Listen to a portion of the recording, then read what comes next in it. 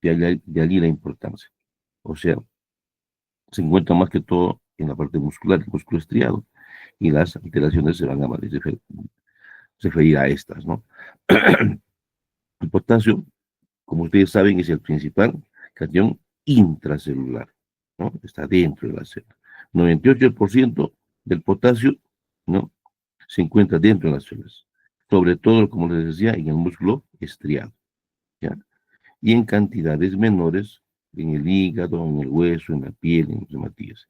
Corresponde, por tanto, al 80% del potasio, ¿no? Total, al que está en el intracelular, ¿sí? Y sobre todo en el músculo estriado, ¿sí? Como en todo lo que hemos visto, el contenido en el organismo es proporcional a la masa muscular, por tanto, y a la edad y el sexo, ¿no es cierto? Un señor anciano, un niño, una señorita, una anciana, tendrán diferentes concentraciones de potasio por la masa muscular, ¿no? Se nos dice que la concentración intracelular del potasio es de aproximadamente es 150 miliequivalentes por litro de agua. Y el potasio corporal aproximadamente 50 miliequivalentes por kilogramo. En una persona de 70 kilogramos tendrá 3.500 miliequivalentes. De estos, el 2% del potasio corporal está en el líquido extracelular, ¿no? Y estas alteraciones a nivel del extracelular es lo que van a tener a darnos las alteraciones del potasio. Vamos entonces, un valor promedio sería 4 miliequivalentes, siendo el valor entre 3.5 y 5 el valor normal del potasio, ¿no? Ahora mire, el potencial eléctrico transmembrana depende de la concentración del potasio extracelular, de ese 2% que hemos dicho, ¿no? Y depende de qué, de esta enzima adenosina-trifosfatasa, perdón, de esta bomba adenosina-trifosfatasa o bomba sodio-potasio ATPasa, ¿no? Que es la responsable de la localización del potasio a nivel celular, sea intra o extracelular. Y se dice que se transporta el potasio hacia adentro a la concentración de 2 y el sodio hacia afuera a la concentración de 3. Ese intercambio va a depender de la concentración de insulina, adrenalina y los diferentes factores que vamos a desarrollar. Esto tienen que memorizar, ¿no? El 98% del potasio es intracelular. Entonces el valor va de 150.000 equivalentes. A diferencia, el 2% es extracelular y va a depender de qué, de la ingesta, de la concentración del potasio plasmático para que ésta se distribuya al intra o extracelular, y también va a depender de qué, de la excreción. Fíjense, por la orina se excreta el 80%, en las heces 15% y en el sudor 5%.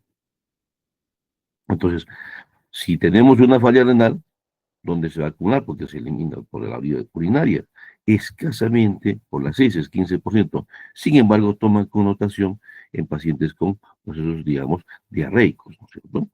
Y en sudor en casos extremos ya de sudoración, ¿sí? Entonces, esta diapo, de aquí salen preguntas, es sencillo, ¿ya? Y esto para recordar que en la bomba de potasio transmembrana va a depender de la concentración, ¿no? Extracelular, 3.5 a 5 el valor, va a depender de esta concentración y a que estimule la insulina o estimulantes beta-adrenérgicos para la entrada o salida del potasio. Entonces el intercambio es 2 potasios al intracelular por 3 salidas de sodio, ¿sí? Ahora, no es que el potasio tenga, pues, solo sea malo, ¿no? Tiene funciones principales, ¿no? Desempeña un importante papel en la regulación de la variedad de funciones celulares, como la síntesis de proteínas, síntesis de glucógeno y la regulación del volumen celular y del pH intracelular. Va a tener mucha importancia, por tanto, en el desarrollo, en el crecimiento, ¿no? También en la actividad muscular, ¿no? Por ejemplo, acá, ¿no? La principal determinante del potencial de neuronas de reposo y este, a su vez, establece la generación del potencial de acción. Eso es cuando hacemos actividades musculares, ¿no? Sean estas deportivas o también la contractividad cardíaca, interviene en eso, ¿no? ¿De qué depende entonces del equilibrio del potasio? Lo hemos visto, ¿no? De la ingesta, la distribución transcelular y de la eliminación renal, ¿no? Pero sin embargo se habla de otro mecanismo de alternativo de control, denominado mecanismo Fit-Hosmer, que interviene cuando el potasio en la dieta es detectado a través de los sensores detectores de potasio a nivel gastrointestinal. Y este va a detectar, digamos, una concentración elevada de potasio y va a estimular una calibresis. Entonces, ¿no? Acá, los factores reguladores de la ingesta, de de potasio, la ingesta, ¿no? El 98% del potasio ingerido a través de la dieta es absorbido, y en la mayor parte, ¿dónde? En el intestino delgado, ¿no? Ya hemos dicho, ¿no? Eliminado el 80% vía renal, 15% vía gastrointestinal y 5% por el sudor, ¿no? Un requerimiento mínimo de diario sería entre 1.600 a 2.000, ¿no? miligramos. Y la ingestión diaria de potasio suele estar entre 50 a 200 milicabalentes al día. Un ejemplo, una comida rica en verduras y frutas, que deberíamos hacerlo así, contiene 40 miligramos de potasio, ¿no? Y la OMS nos sugiere una ingesta entre 3.500 miligramos al día o 90 milimoles de potasio. ¿Bien? La mayoría, la carga de potasio, se excreta en la orina en el lapso de 6 a 8 horas, ¿no? Estamos hablando de un paciente que tiene una función renal normal, ¿no? Un ejemplo acá, la absorción de 40 miliequivalentes de potasio en un volumen de líquido extracelular de 14 litros, ¿no? Para un adulto de 70 kilogramos, aumentará la concentración plasmática de potasio en 2,9 miliequivalentes. Y sí, obviamente, si todo el potasio permaneciera en el compartimiento intracelular, ¿no? Pero hay una rápida distribución transcelular, ¿no? Que aporta el tiempo necesario para que los riñones puedan eliminar el exceso. Esto es una función normal del riñón. Entre 6 a 8 horas el exceso se va a eliminar, ¿no? Recuerden, depende del transporte intracelular o transcelular, ¿no? Si hay deficiencias. Otro diapo, por eso están así, para que ustedes tengan a bien memorizar estas cosas, ¿no? La concentración intracelular de potasio es el 98%, 2% para el extracelular. ¿De qué dependen las alteraciones? Del extracelular. Los valores normales van entre 3,5 y 5. Y para el intracelular, 150. Recuerden esto, ¿no es cierto? Ustedes ya lo saben desde fisiología, potasio es intracelular. Entonces, y los valores pueden variar, o si no les pongo las concentraciones, tenemos que conocerlas, ¿no? Requerimientos mínimos diarios, 1.600 a 2.000. El 80% del potasio ingerido es excretado por los riñones, 15% por el tracto gastrointestinal y 5% restante por el sudor. Así, todo lo que hemos mencionado en una dieta, ¿sí? Entonces tenemos regulaciones de distribución transcelular de potasio. Esto a través de la bomba sobre potasio arterial, que nos menciona que de ella depende este intercambio, ¿no? Ahora, en condiciones fisiológicas, los principales reguladores para mantener constante la concentración de potasio en el plasma son los agonistas adrenérgicos, aldosterona y la insulina. ¿Qué hacen estos? ¿No? Mantienen la constante la concentración del potasio en el plasma. En condiciones fisiopatológicas, trastornos ácido-base, sobre todo la acidosis metabólica, la osmolaridad plasmática, la mayor concentración de osmolaridad, el ejercicio vigoroso o la lisis celular, van a modificar la concentración plasmática del potasio en la normalidad. Fíjense, esto es parte de unos títulos que vienen adelante. Entonces, la diapositiva con mayor importancia, ¿no es cierto? Hemos visto insulina. Es el factor más importante en la captación del potasio por las células, ¿ya? Actúa estimulando rápidamente la entrada del potasio al interior de las células por medio de la activación de ¿qué? Sodio, potasio, ATPase, ¿no? Y esto depende de la acción de transporte de glucosa, ¿no? Su antagonista será pues el glucagón, ¿ya? La perfusión de insulina se usa pues, por ejemplo, para el tratamiento de hiperpotasemia. Usamos insulina en caso de que haya potasio aumentado en la sangre, y nosotros como tratamiento tratamos de usarlo y metemos el potasio al intracelular. La actividad adrenérgica, por ejemplo, acá hablamos del salbutamol como un ejemplo. Este va a aumentar la captación del potasio por las células al activar la adenilciclasa y aumentar los niveles de AMP monofosfato, lo cual va a su vez estimular la bomba sobre potasio ATPase. Todo a través de esta bomba, ¿no es cierto? Entonces el salbutamol se convertirá también en otra acción en caso de hiperpotasemia, ¿no? Un ejemplo de esto va a ser la activación de los receptores beta-2 adrenérgicos que producen después del ejercicio, que desempeña un papel importante para prevenir la hiperpotasemia. Lado opuesto, la inhibición beta-adrenérgica. Los bloqueantes beta-adrenérgicos van a disminuir la captación, ¿no es cierto? Entonces tienes una que hace la acción y otro que puede inhibirla.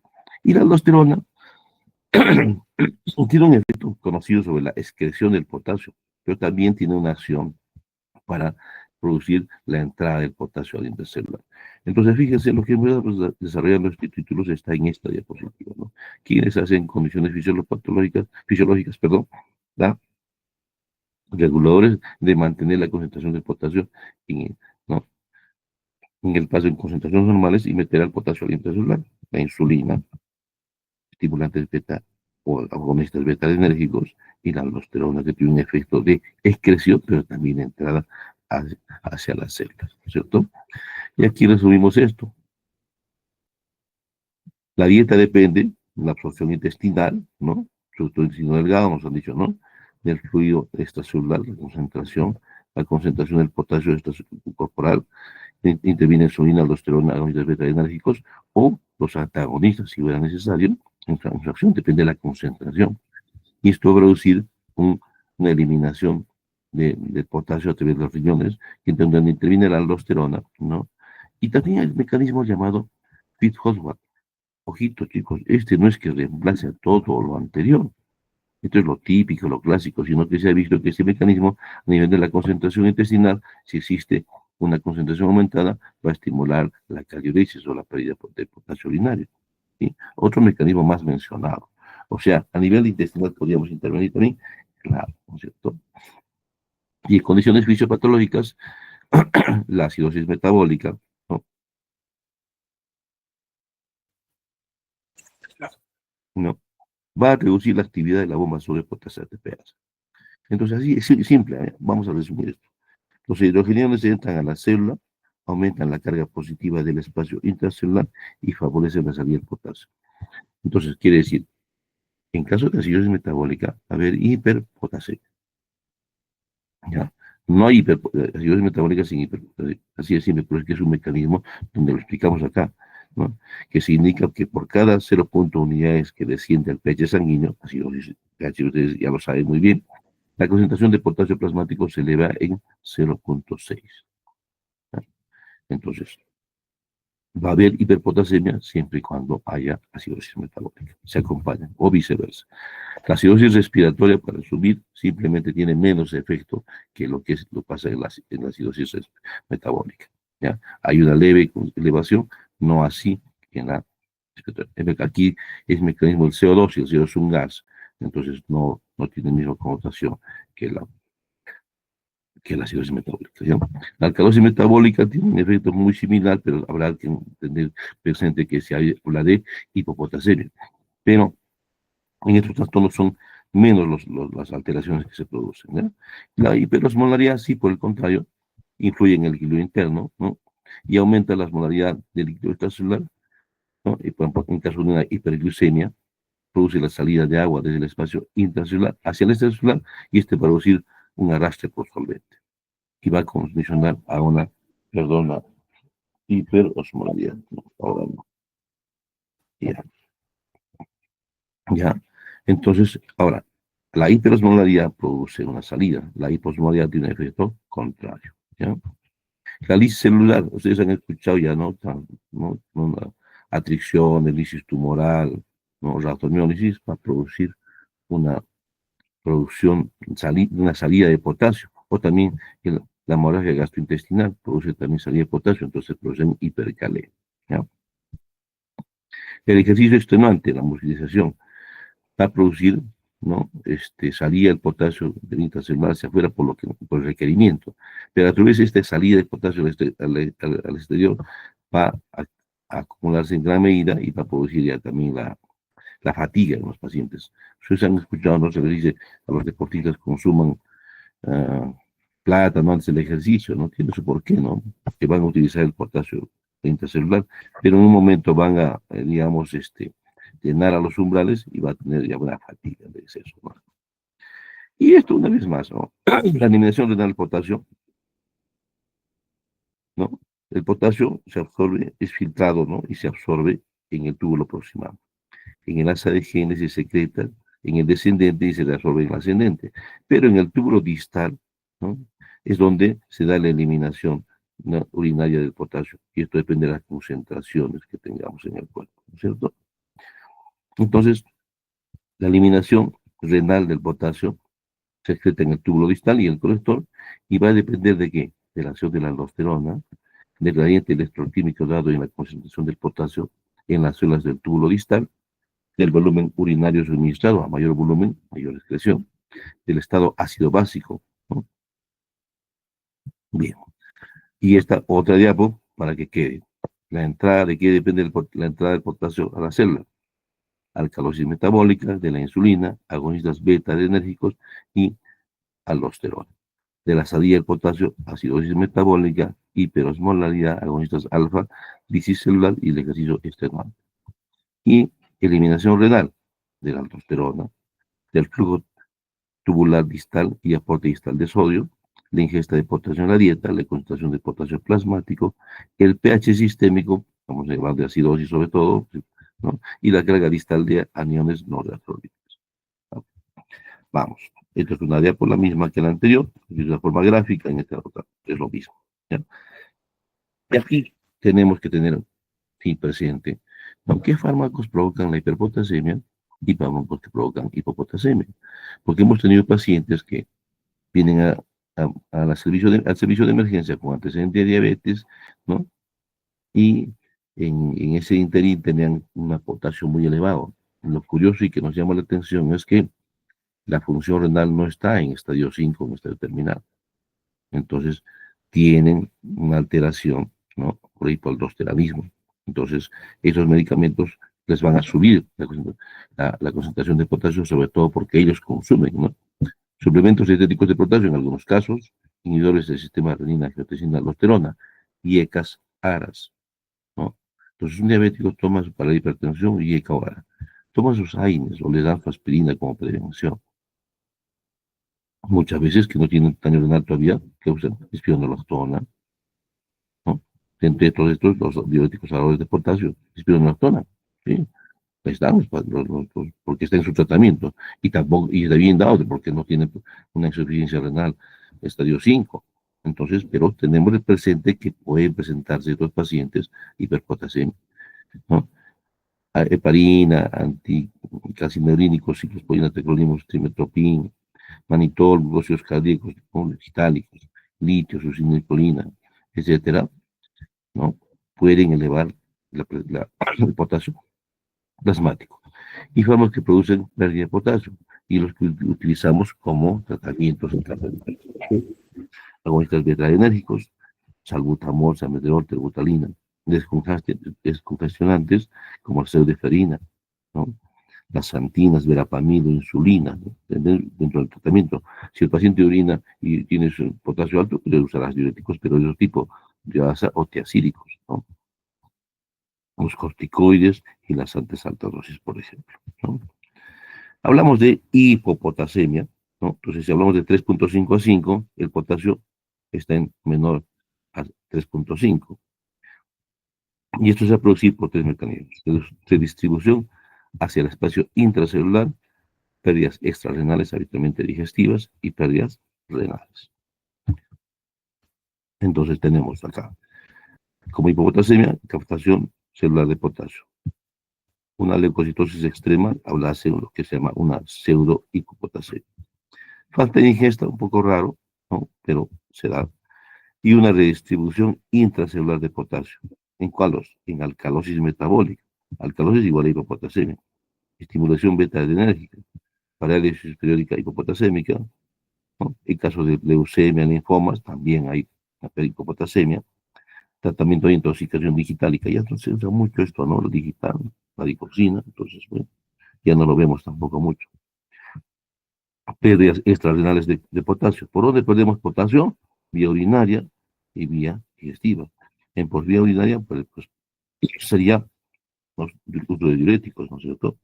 Y por vía digestiva, grandes diarreas. Hay que tener presente, o también en caso de sudoración profusa o quemaduras leves por la vía cutánea, ¿no?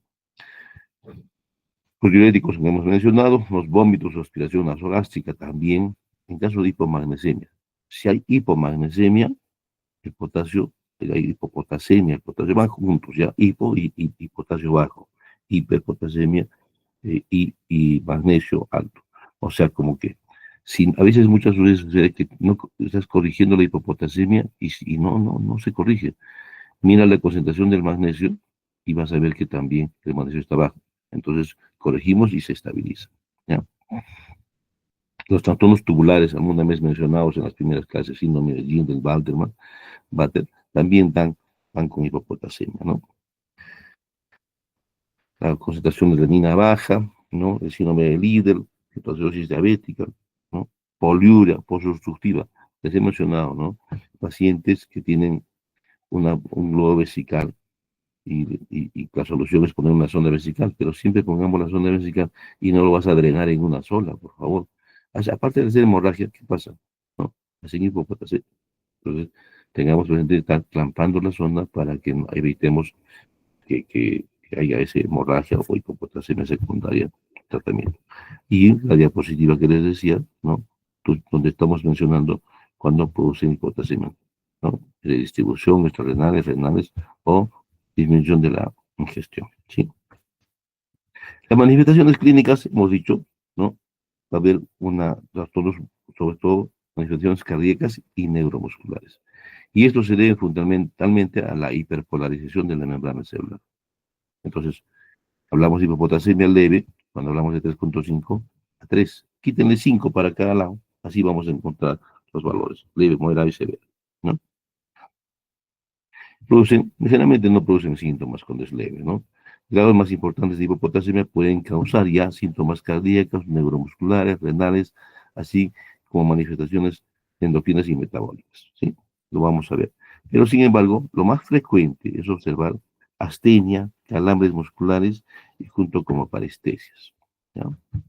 Vamos. Y las manifestaciones más importantes serán pues cardíacas, ¿no? ¿Por qué? El músculo es el corazón es un músculo, ¿no?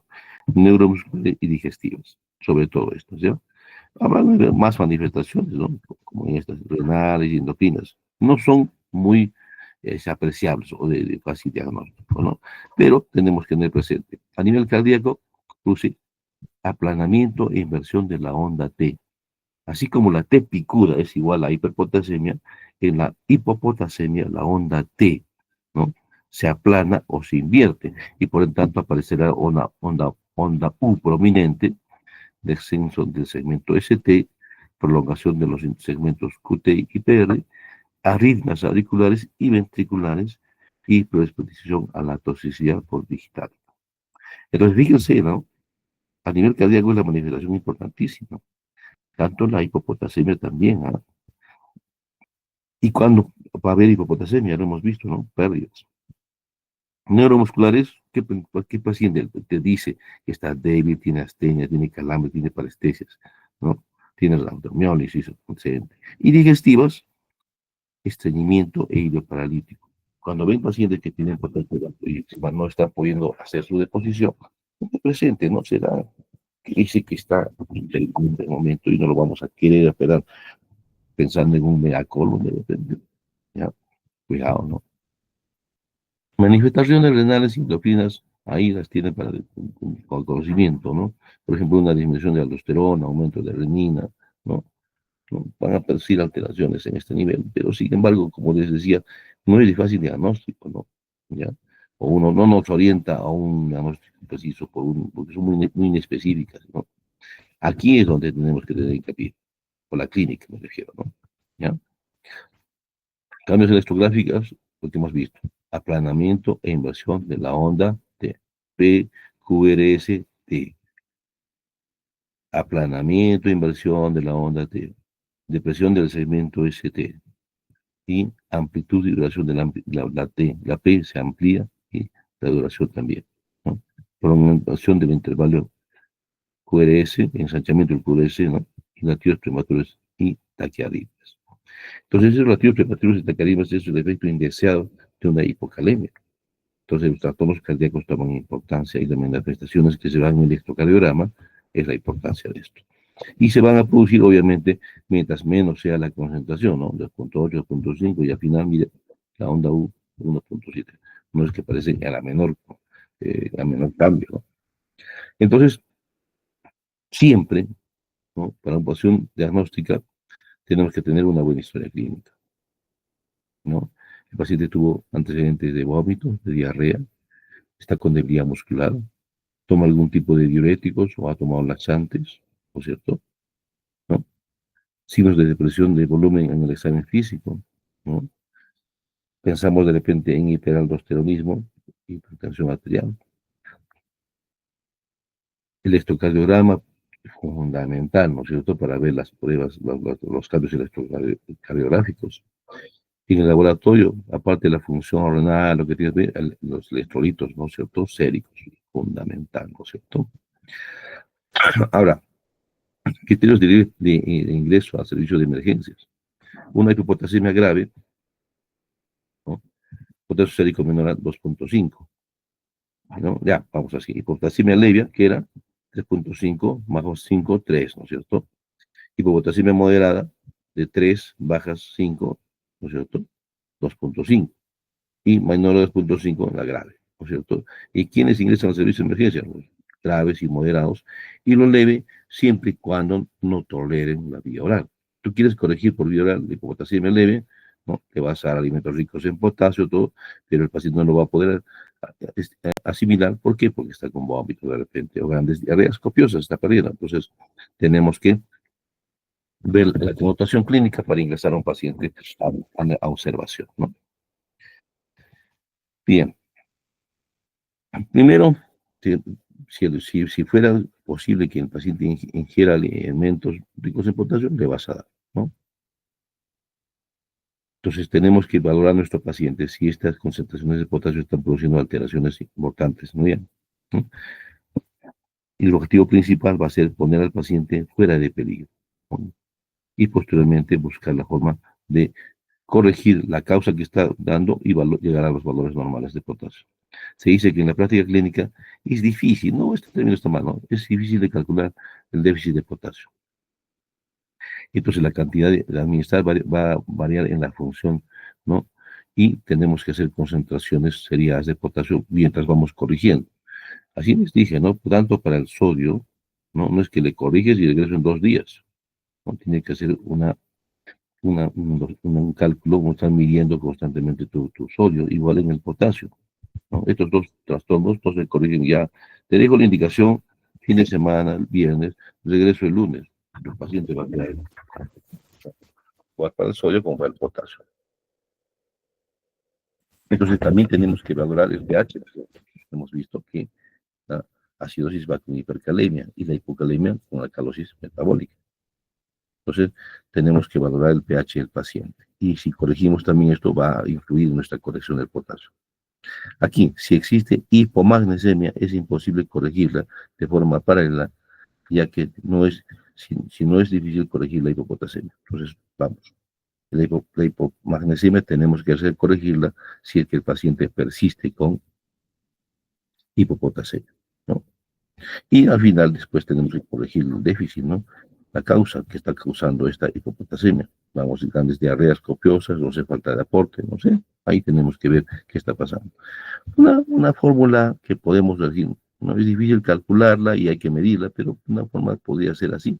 Por cada 0.1 mil equivalente de potasio que falte, para llegar al valor normal de 3.5 a 5, que es no, mínimamente, ¿no es cierto?, se administrarán 10 mil equivalentes de solución de cloruro de potasio. O sea, la corrección es de 1 a 1.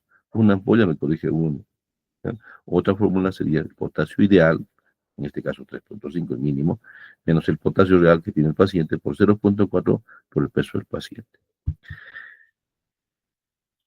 Fíjense, hipopotasemia leve, alimentos ricos en potasio, naranja, plátano, kiwi, etc. Hipopotasemia moderada, podemos dar alimentos ricos en potasio, como también medicamentos que pueden dar. Pero estos medicamentos pueden producir irritación gastrointestinal, ¿no? Y no los hemos visto que los vayan a utilizar. Pero si es una hipopotasemia crónica, pues tendrás que administrarlos, y aparte la dieta, ¿no es cierto? Pero saber que produce lesiones gástricas. En grave, y tenemos el aporte intravenoso de cloruro de potasio. ¿ya? La exposición de potasio no debe superar los 100 a 150 miliequivalentes día, ¿ya? Y para aumentar la cifra de potasio en un miliequivalente habrá que administrar entre 100 y 200 miliequivalentes de potasio. Como reglas generales, nos dice, ¿no? La concentración de potasio en sueros no debe superar 30 miliequivalentes de potasio por 500 cc de suero. 30 sería 3 ampollas de cloruro de potasio, por ejemplo, ¿no? El ritmo de infusión no deberá superar a 20 miliequivalentes hora, ¿ya? Y cuando se usan vías periféricas, ¿no? Van a producir un efecto de flebitis, en lugar de ardor en la punción. O sea, ¿qué quiere decir esto? Que debemos corregir generalmente por vía central. Y si es por vía periférica, nos dan estos compuestos, como les decía, tienen que conocerlo, tenerlo en la mano, se me ocurrió dárselos de repente, pero no es que tienen que, eh, que manejar la dosis en sí. Ahora ustedes, ya en nefrología clínica, de repente sí les preguntan, ¿no? La concentración, un cloruro de potasio al 20%, 26 microvalentes, cloruro de potasio, el famoso calium, 20 microvalentes por apoyo. ¿Ya? Acá, estas son las reglas generales que tal vez alguien se, no, yo no lo voy a preguntar, pero se les puede preguntar cuando lo tengan ustedes en nefrología, ¿no? Bien, bien, por vía periférica no mayor de 20 microvalentes hasta un máximo de 40. Por vía periférica podemos hacer este coctelito para colocarlo y porque no dé mucha flebitis, ¿no? Ya, solamente el cloruro de potasio, bicarbonato y silocaína. Sin embargo, saber y mencionar que la vía de corrección del potasio es por vía central, ¿ya? El tratamiento en una emergencia médica, menor a 2,5 o potasio menor a 3,5, pero con presencia de alteraciones electrocardiográficas que hemos mencionado. En caso de que sea crónica o leve moderada, suplementos de potasio. Las reglas: vía periférica hasta 40, no más; vía central hasta 60. No decía hasta 20, ¿no es cierto? Máximo 40, ahí está. Ritmo de infusión, adultos no mayor de 20 equivalentes hora, ¿no? Excepcionalmente 40, y niños. Esto como un concepto ahí nada más que tengan, pero que pasaría una hipercalemia, hipopotasemia severa, es tratamiento endovenoso, preferentemente vía central. Y si por ahí vía periférica, ahí tienen un secretito si alguna vez lo tuvieran estando en provincias, ¿no? ¿Qué quiere decir esta diapositiva que les quede grabada? Hiperpotasemia, acá el personal de salud está haciendo una reanimación, ¿no? Hiperpotasemia igual a fibrilación ventricular, igual a paro cardíaco, entonces es una emergencia médica. Por eso, ¿dónde se elimina el potasio? Vía renal, sobre todo el 80%, ¿no es cierto? Si el riñón tiene falla renal el paciente, a ver, tienes un paciente que en esa emergencia, con antecedente de estar en diálisis, que no acudió una semana a su diálisis, ¿ya? Y tiene un potasio, pues obviamente de esperar, si no orina, ¿no? Un potasio elevado, ¿no? Entonces, viene en una debilidad muscular, debilidad cardíaca, y no le damos importancia en sala de espera, de repente está uno, otro, todo está lleno, no sé, pero ya sabían, ya escucharon por ahí que tenía una falla renal y que no dializó una semana. Eso ya es una emergencia médica. Entonces, haga electrolitos, potasio alto, mientras se pasa de esto, me lo otro, ¿qué? Y ya está, hace su parada cardíaca. O sea, anímalo. No lo vas a poder sacar si no haces el ABC que les vamos a enseñar y vas a terminar en diálisis, ¿ya? Porque es un paciente con patología renal por antecedente. O peor, si es un debut de una falla renal con una hipercalemia severa, y sucede frecuentemente. La mayoría de los pacientes, como han visto en el iceberg de la enfermedad renal crónica, ¿no? Ingresan en la mayoría por el servicio de emergencia en estadio 5. Los estadios previos no los hemos visto, ¿no? Entonces, lo que estamos viendo es la complicación de una enfermedad renal crónica avanzada que hacen hipercalemia, y esta es la complicación más indeseada. Se define como la presencia de potasio mayor a 5, 3,5 a 5, y es la más grave de las alteraciones hidroelectrolíticas y pueden ocasionar en minutos arritmias ventriculares fatales, ¿no? Se presenta en 1 al 10% de los pacientes hospitalizados, y la incidencia ha aumentado, ¿no? En la población, porque fármacos que usan, que utilizan los pacientes, las enfermedades crónicas y la expectativa de vida también que ha aumentado, ¿no es cierto? Etiología, pseudohiperpotasemia, aumento de aporte de potasio por redistribución extracelular y por disminución de la eliminación renal, diría yo la más frecuente. ¿Ya? Causas de hiperpotasemia, ¿no? La pseudo muestra hemolizada, una causa frecuente. Tomamos el agar electrolitos, toma la muestra, el torniquete muy apretado, la muestra está 2, 3 horas ahí esperando que se procese y ya se hemoliza. O en caso de leucocitosis o trombocitosis intensa, ¿no? Entonces, en estos casos tengamos entendido, ¿qué tal si tienes aparentemente un paciente con una hipercalemia? Puede ser hasta severa, pero no tiene clínica, no tiene debilidad, no tiene malestar. Entonces, piensa, no será una muestra hemolizada, o fíjate el hemograma, no sea que tiene una leucocitosis extrema, entonces no es que sea, es una pseudo hiperpotasemia, ¿no es cierto? El aporte excesivo, sea oral o intravenoso, ¿no? Y esto en presencia de insuficiencia renal. ¿Qué le decimos a los pacientes que están en diálisis? Bajo aporte en la dieta de potasio, ¿no? ¿Qué quiere decir? No naranja, no plátano, no frutos secos, no alimentos ricos en potasio en general. ¿Y qué sucede en los fines de semana? Dializaron el viernes, sábado y domingo no dializan, el lunes le toca su diálisis. ¿Qué pasa los fines de semana? Reuniones familiares, compromisos, viene la gaseosita, el jugo, las frutas, ahora que viene el panetón, el chocolate, los frutos secos, y el potasio se va elevando. Y siempre un paciente, por lo menos uno, a pesar de las recomendaciones, en estas fiestas de fin de año, se nos va. Y se nos va por hiperpotasemia. Tiene debilidad, decaimiento, la familia, ¿qué pasa? Esto, otro, mientras reaccionan, lo traen y ya. Mientras, porque no hay diálisis los domingos, entonces mientras llega la emergencia y en la emergencia no reconocen los síntomas, desde que ya el paciente es renal, ya tienes que tener presente. Tómale los electrolitos de frente, la urea-creatinina, el ácido, acidosis metabólica, ¿no? Vas corrigiendo la acidosis metabólica, vas metiendo el potasio intracelular, ¿no? Hasta estabilizando membranas, se llama eso, ¿no? Mientras haciendo una interconsulta de nefrología, porque el nefrólogo que está de turno venga y lo dialice. ¿Ya? Ojito, si es así, si paciente renal, ustedes no piensen, paciente renal igual a hiperpotasemia, ese es el término. ¿Ya? Vamos. Disminución de la eliminación renal, insuficiencia renal, enfermedad de isonitroplasia renal, hipoaldosteronismo hipodinámico, ¿no? ¿Qué les decía acá? Hipoaldosteronismo hipodinámico. ATR, ácido estuberano, fármacos que eliminan, que acumulan el potasio, y casadas. Pacientes con diabetes, ¿no? Hacen hipoaldosteronismo hipodinámico. Y no estando en estadio 5, ¿no? Tiene potasio alto.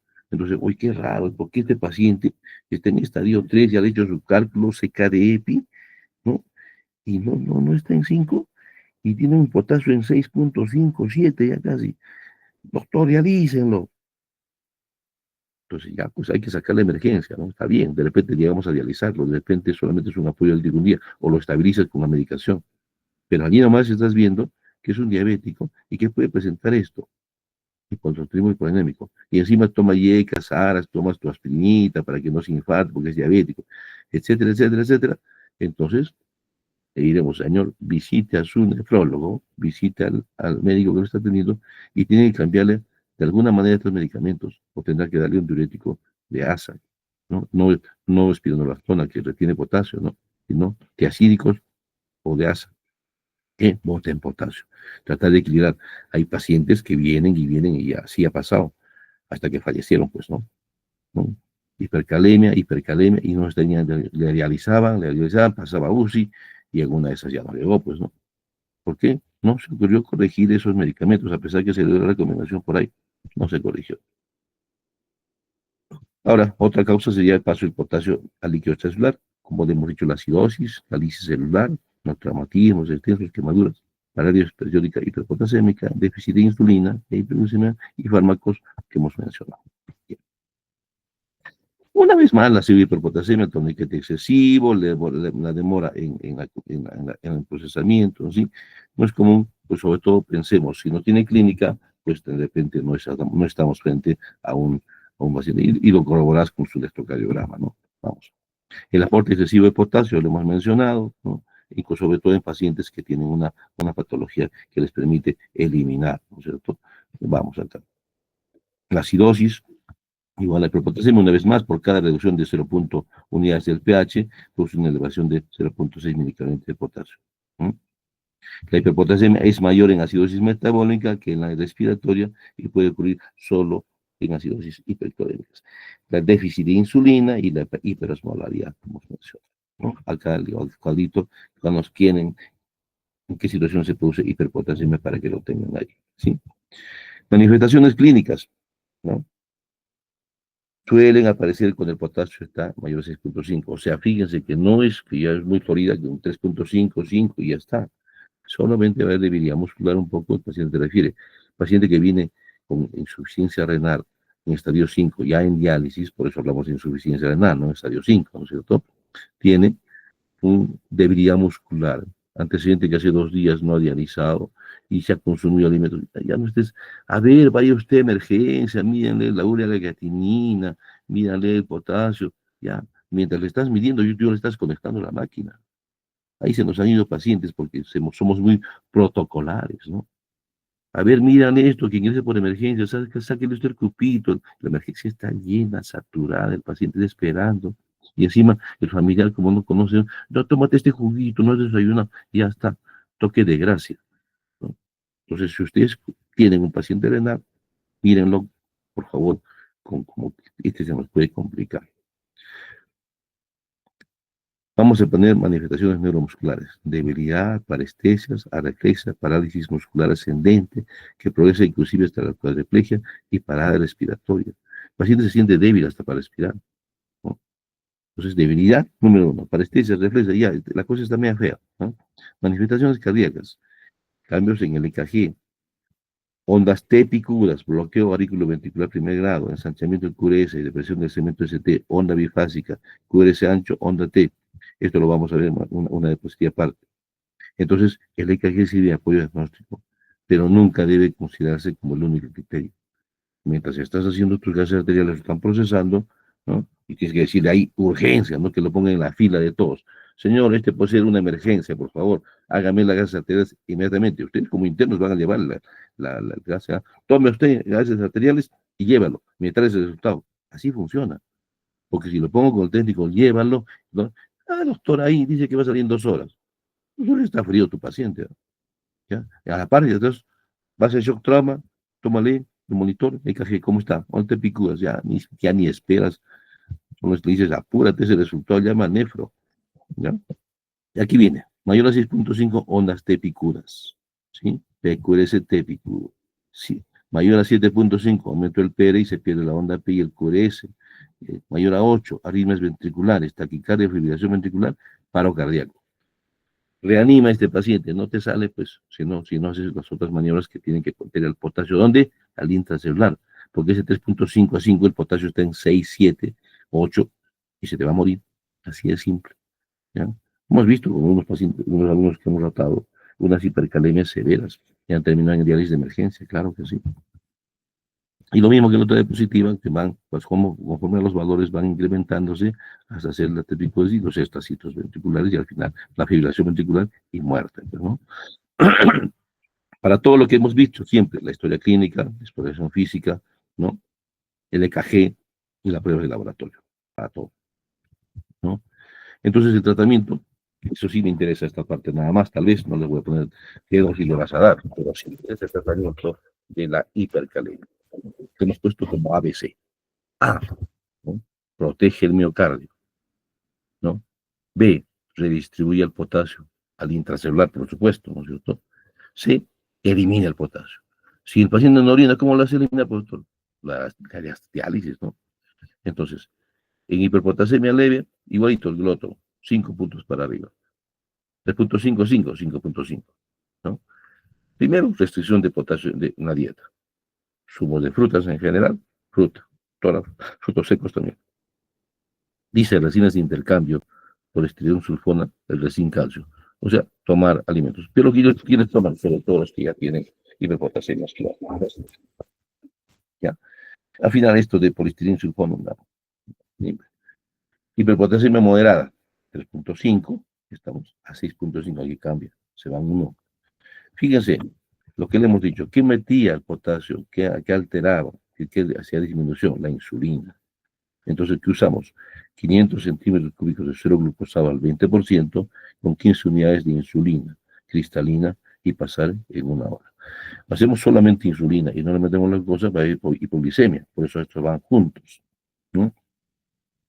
Si el paciente está sobrecargado de volumen, ya usas una concentración de 100 ml de suero glucosado al 50%, seguidos de 10 unidades de insulina y lo pasas 5 minutos. Fíjense, su efecto se obtiene en 30 a 60 minutos. Mientras eso te está haciendo su paro cardíaco, pues, y te va a durar solamente 6 horas. ¿Ya? O sea, estos también tienen su efecto temporal. Ya, póngale, doctor, tiene una hipercalemia severa, ¿no? Ya, muy bien. Póngale su insulina con su dextrosa, su salbutamol, su diurético, aunque sé que no orina, ya, dice, por si acá, ponle, nomás redistribuye, y, sin orina, ¿ya? ¿Y qué? Le pones y ya vengo el día lunes. No, señor, tiene su tiempo de acción y se va a saturar y ya no va a haber más. Entonces, es diálisis de emergencia. El bicarbonato, ¿no? La acidosis, ¿sí? La furosemía, si es que lo indicaron. Ya, vamos acá. En caso severo, estabiliza la membrana, decíamos, ¿cierto? ABC, protege el miocardio, estabiliza la membrana.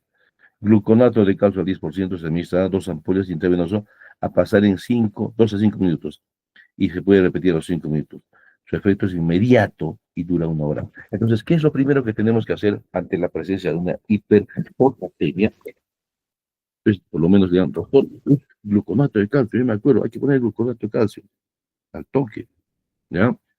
Estabilizas la membrana, metes al potasio al intracelular. Aparte, puedes poner su salbutamol, que al final este paciente va a terminar en diálisis.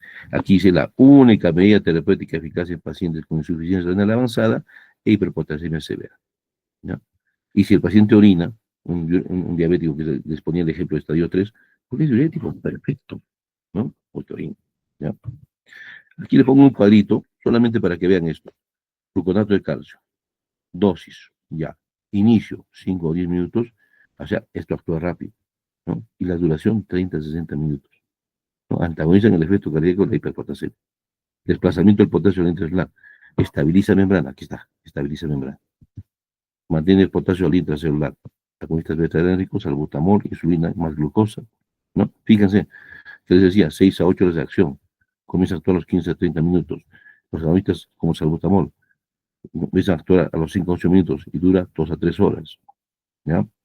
Entonces, este es el tiempo, diríamos, este es el tiempo máximo para que él pueda estar ya en terapia dialítica, ¿no? El bicarbonato de sodio, lo propio, en caso de acidosis. Este bicarbonato de sodio se usa cuando hay acidosis metabólica, ¿no? Poliestireno sulfato, vía oral, no. Diuréticos de asas, orina, diálisis, al final terminamos en esto. Y este es, digamos, opciones terapéuticas, ¿no? Estabiliza la membrana miocárdica, ABC. ¿Con qué? Gluconato de calcio. A. B. Fármacos que promueven el ingreso al potasio intestinal. Redistribución, ¿no? Redistribución, alguna vez más. Protege el miocardio, redistribuye el potasio y elimina el potasio. Eso sí me interesa que sepan, ¿eh? ¿Cómo protegemos? Vamos a la última de acá. Estabiliza membrana. ¿Con qué? Gluconato de calcio. ¿Ya? Eso sí quiero, ¿ah? Fármacos que promueven el ingreso de potasio al intracelular. Insulina, agonistas beta-adrenérgicos, bicarbonato de sodio. ¿Cuándo se usa el bicarbonato de sodio? Cuando hay acidosis metabólica. Si no, no. Fármacos que favorecen la eliminación de potasio. Diuréticos, si es que orina. Resinas de intercambio, por esto ya. Vía oral, ¿no? Y al final, diálisis. Hemodiálisis o diálisis peritoneal, ¿no? Instauran, ¿no? Si al fracaso todo anterior, tienes que terminar esto. Al final vamos a terminar en eso si es que el paciente tiene daño renal severo, o es un debut, o es un crónico, o si un paciente tiene hipercalemia severa, siendo como un hiperaldosteronismo hiporenémico, ¿no es cierto? Bien, las dosis que podemos administrarla para conocimiento, para cultura general de ustedes, nada más, cómo podemos administrarlo. Fíjense que los diuréticos podemos usar de 20 a 200 miligramos, ¿ya? Una ampolla tiene 20 miligramos, ¿sí? Entonces, hasta 10 ampollas podríamos usar, fíjense, ¿ya?